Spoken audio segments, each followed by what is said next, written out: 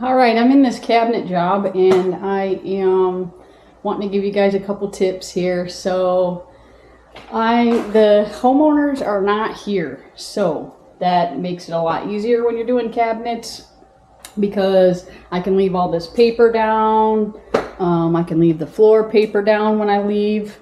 I can keep things pretty much where they are. I still try to stay organized. But another good thing about when the homeowner isn't residing in the residence while you're doing the cabinets is that typically when I take the hinges down, I label them all and stick them in a box or a bag. But since the homeowners aren't here and they're not going to be using the cabinets while I'm doing the project, so I'm able to put the hinges in the cabinet and leave them there, and I put them in their coordinated spot. So these two are for the bottom hinges and this is going to go back on here, and I kept the screw with it, and then the middle hinge is going to be here and then the top hinge is going to be up there. So that way when I come back to put this cabinet job back together, I am not going to have to fool with getting all the hinges out, taking the tape off, matching them, pairing them, putting them in their location, and then putting them back on. So that's going to save me a little bit of time. So when I get back to do the install, all I'll have to do is grab the coordinated hinge, screw it back onto the door, and then the door goes right back on. So that's one really good tip that you can do. I wouldn't recommend some people, because sometimes it seems like it's easier just to not take the hinges off and just paint around them, but I don't recommend that because it's really not. So if I left the hinge on, this is what sometimes people think, that I'll leave the hinges on and I'll just paint the boxes without taking the hinges off, which is really a pain in the butt, and it doesn't make it any easier in the end. You'll just be wishing that you took the hinges off. So just get a gun, get a screw gun, just buzz them off. It's worth it in the end, and it gives a much more finished look. It gives a better quality finish and coverage, because then you're not fighting trying to go around. It does actually save a little bit of time because I'll just be able to just take my little mini roller and just roll because these sides can be tricky enough. When you're painting this side right here, you don't want to get it all over the shelving. So fortunately I have a gap here, a pretty good gap. Sometimes the shelves are all the way butted up to this side piece right here, and so that makes it really difficult. And then every time you try to paint it, you get paint on the shelving, and then you got to wipe that off. So that's going to be good. So when I put the paper on the counters today, I made sure, you want to make sure and just put the paper at least underneath anything that you're going to be painting, like these underneath pieces. This is another thing that you're going to run into. Every kitchen has its own things, and typically most kitchens do have underneath lighting. And this one is kind of like, I don't know how to describe this in a kind of trying to be polite, but it looks a little bit like maybe somebody did it themselves. So, which is okay. So what I'm going to do is, what I do in this situation is, we're not going to take it all down. So I'm going to go around the light fixture, and then I'm probably just going to paint whatever. And it's not ideal because you can get drips, but we're just going to paint this wires, paint all this as best as we can, just to blend it all in and make it look good for them. So that's another thing when it comes to cabinets.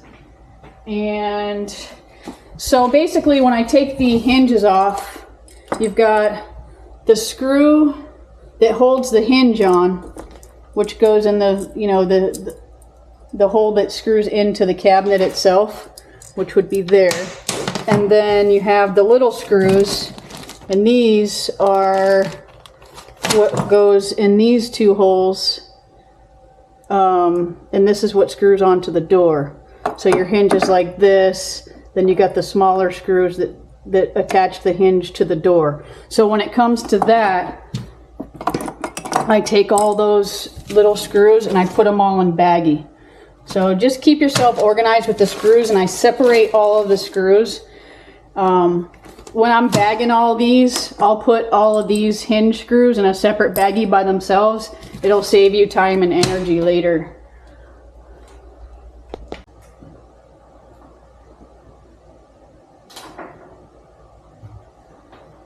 Okay, so on a cabinet like this, where I've got glass in these two top doors, I'm trying to figure out what I want to do on this one because, you know, just to make sure nothing gets broken. Because if one of these panes of glass gets broken, then I have to go down to the glass shop and I have to get them to cut a special piece, and because usually the edges are rounded, it's a little bit difficult. You got to measure it all out. So pain in the butt. You don't want to have to go get a new piece of glass.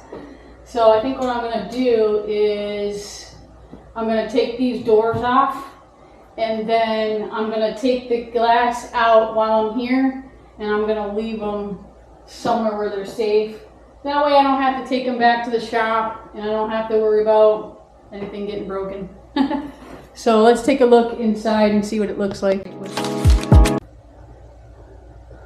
Okay, so for these glass doors, sometimes this one has clips. So basically if I unscrew these clips, this glass should just come right out. Sometimes they silicone them in, which is really not good because you can't paint silicone, so that causes issues if you want to refinish.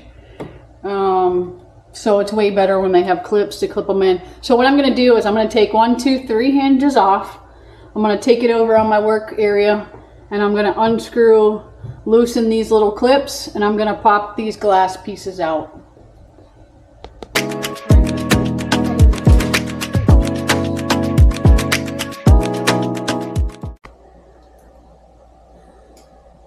Okay, so what I'm going to use to clean the cabinets with is Krudd Kuder. This is what we have here. It's our go-to for cabinets. I'm not sure what you can get in your, you know, where you live, what state you are. This should be pretty much available anywhere. It is a degreaser, but this one doesn't leave a film, so this is why we use it for cabinets. And I usually just, it's pretty strong. Sometimes people want to use gloves or a mask. I just take my rag and I just spray a little bit on my rag, and I have a bucket of water here so I can rinse it. And so I'm going to wring it all the way out. You'd be surprised when you're cleaning off the cabinets how much dirt and grime can actually come off of them.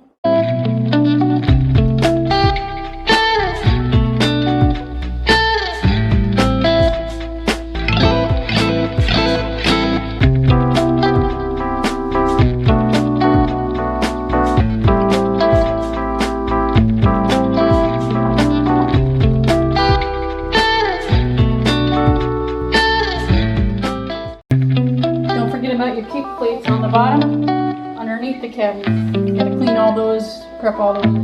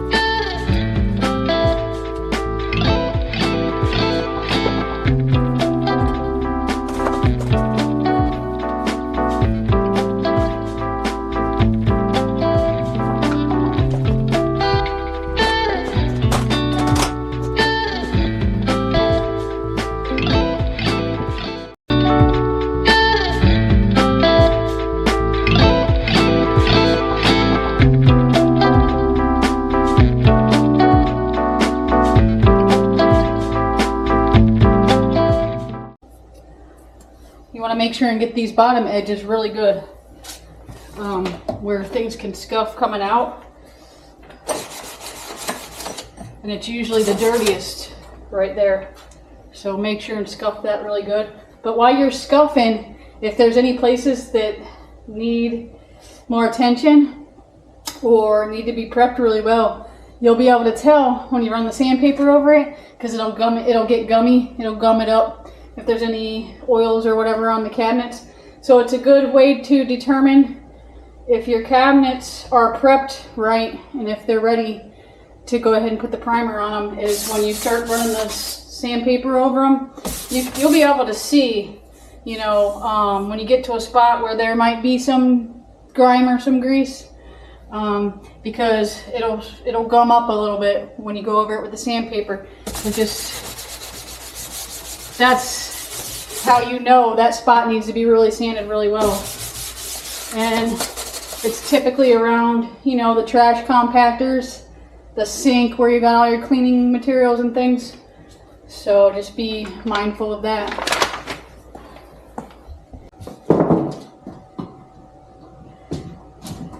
All right, the last thing I do to prep the doors after I wipe them down with Krudd Kuder degreaser, I scuff them up with sandpaper. The last thing I want to do is make sure all they're dust free, and I use Denature Alcohol, which is like a fuel. It'll say fuel on it sometimes. You can get it in any home goods store. You can get it at the paint store. If you go to your home supply store, go to the paint department. Probably going to be in the paint department next to the paint thinner and all those chemicals. This is an alcohol, so it evaporates pretty fast. And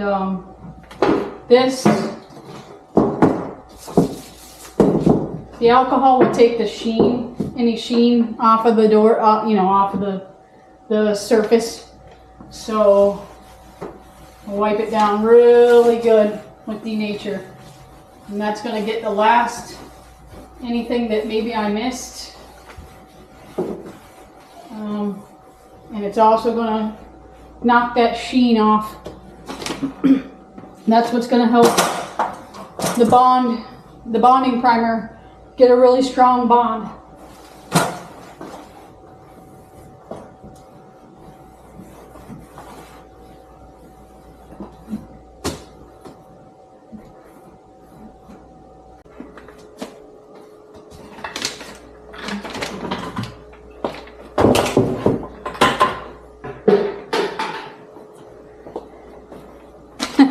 Okay guys, so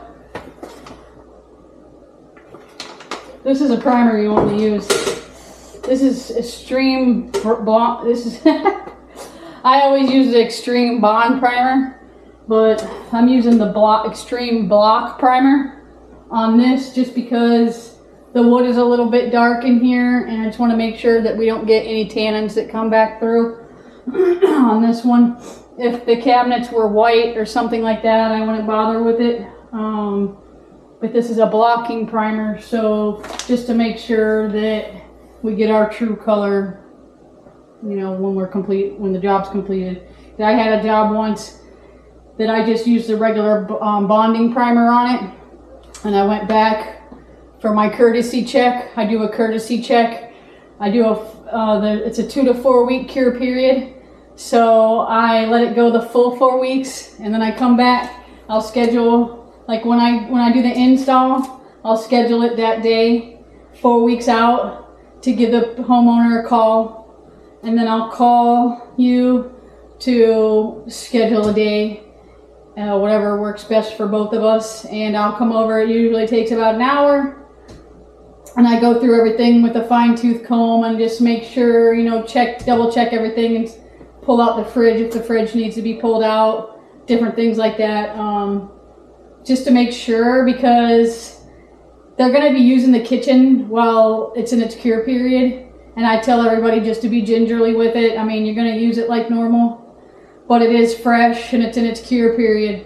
So that's why I do a courtesy check. After the full cure period's up, I'll come back, check everything over. With the with the Emerald Urethane Enamel that we use to do the finish coats, once it cures up hard like an epoxy.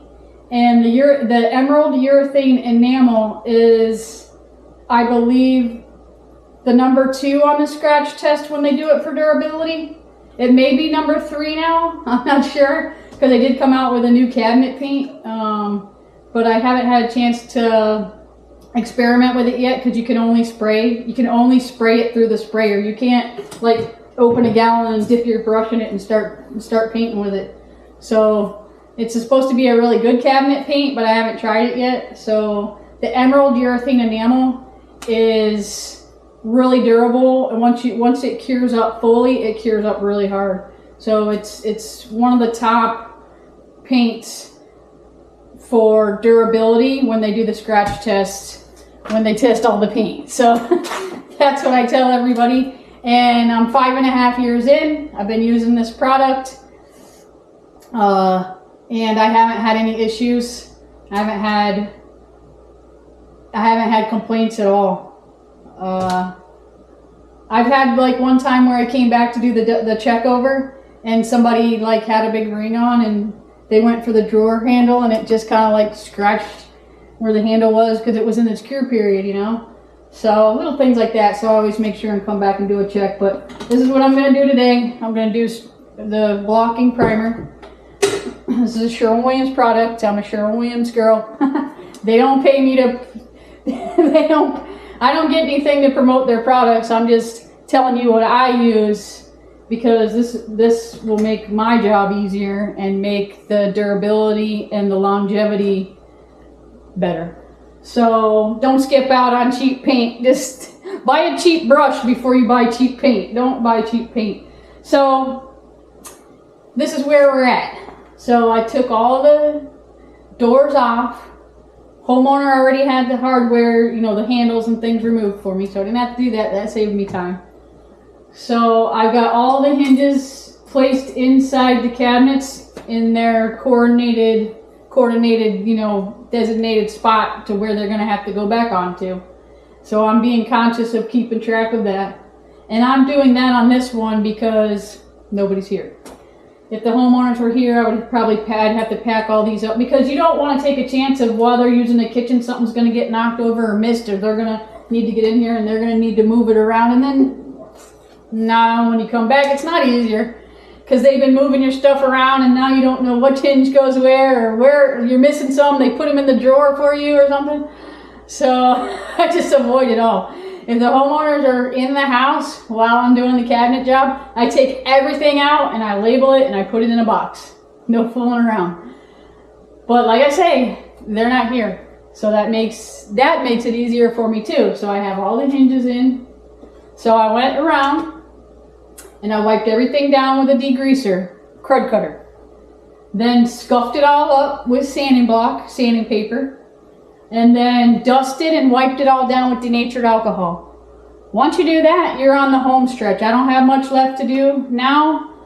It may seem like I do. It may seem like it because we've got all this, you know, there's a lot of cabinets here that need to be painted, right? We've got all this to do down here. All the crown molding. It's really not that bad. The worst of it is done. All the prepping is done. That's the most important part. Make sure you do it. Make sure you do it thorough and do it right. All right, so anyway, I'm not going to lecture you. But, so I've got a fine finish rolling nap.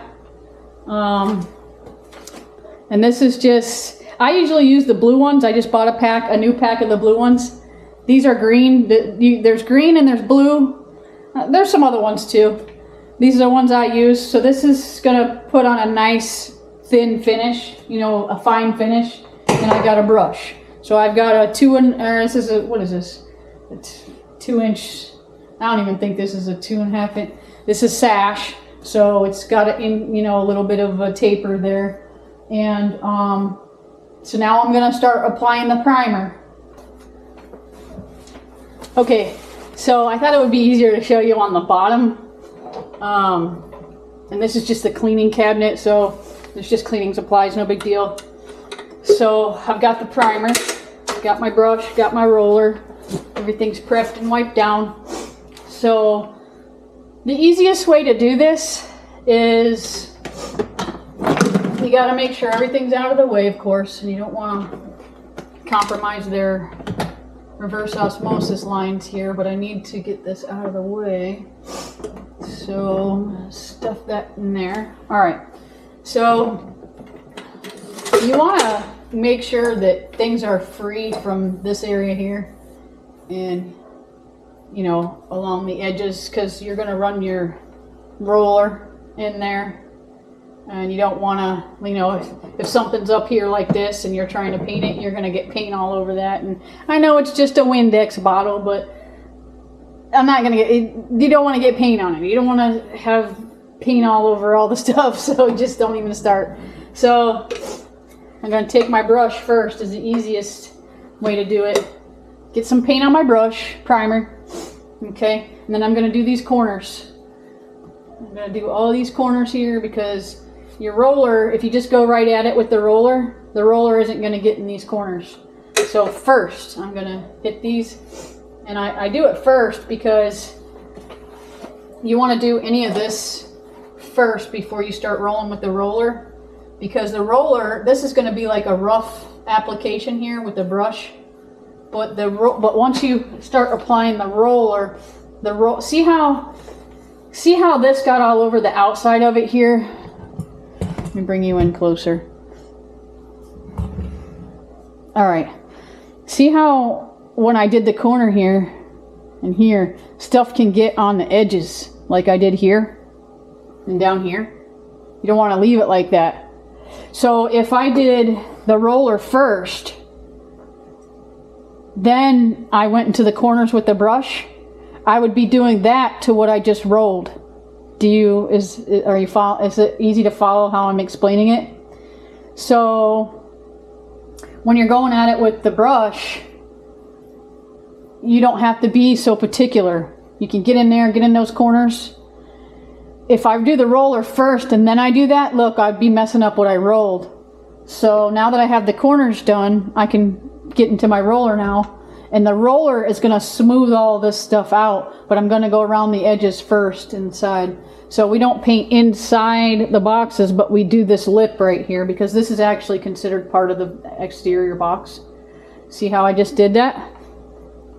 So now I've got, it's just like coloring. You want to color the edges and then fill in the middle. So you want to get a nice heavy primer down here on this lip too.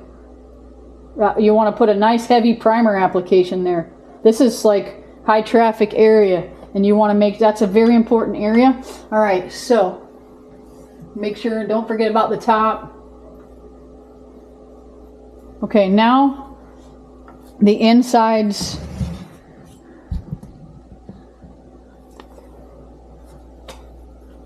have primer, and now I can smooth out the outsides. Get a little bit more paint on here. And at first I just do like a real rough roll just to get it on there, just to put it on it. It doesn't have to be perfect. I'm just getting it on there. I'm smearing it all around. Doesn't matter. Rolling it back and forth. All right. Now that I'm on there, now I can fine tune this. And this is how it is when you're rolling. It doesn't matter if you're rolling walls or you're rolling anything. You got to roll over it and over it and over it and over it and over it. Just keep rolling over and over and over. You can't just roll it once and be done. So now I'm just smoothing it out, and this gives me a chance to see if there's anything that's compromised. I can fix that while I'm priming it. If something needs to be, if I can tell that the primer isn't bonding good, then I can stop and wipe that spot. Sometimes it's easier just to do it once it dries, but I got to get this little neat little spot right here. So, all right. The primer doesn't have to be perfect. You do want to lay it down as nicely as you can, just because you will have to sand it, and you want to make your sanding as easy as possible. So let's see if I can get you in here, show you this one. So same thing, get my brush. This is like way too much paint. So I just need a little bit. Yeah, that'll work. So I'm just gonna get it in here, get it in the corners, just like we did on the other one. Don't forget the corners. Yeah, you want to save yourself a lot of back and forth. You don't want to have to keep going over things and over things. So you want to try to think about,